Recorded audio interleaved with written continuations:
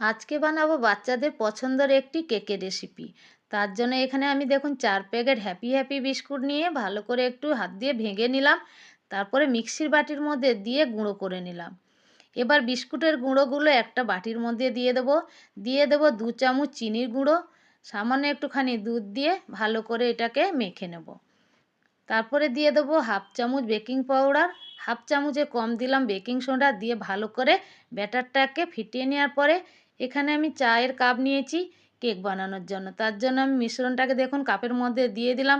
আগের থেকে গ্যাসের মধ্যে প্রেসার কুকারটা একটু গরম করে নিয়েছিলাম। তারপরে কাপগুলোকে বসিয়ে দিয়ে 5 মিনিটের পরে ঢাকনা খুলে উপর দিয়ে কাজু বাদাম ছড়িয়ে দেবো। আবার ঢাকনা দিয়ে 20 মিনিট বসিয়ে দেওয়ার পরে 20 মিনিটের পর আমি কেকের বাটিগুলো বার করে ঠান্ডা করে নিয়েছি।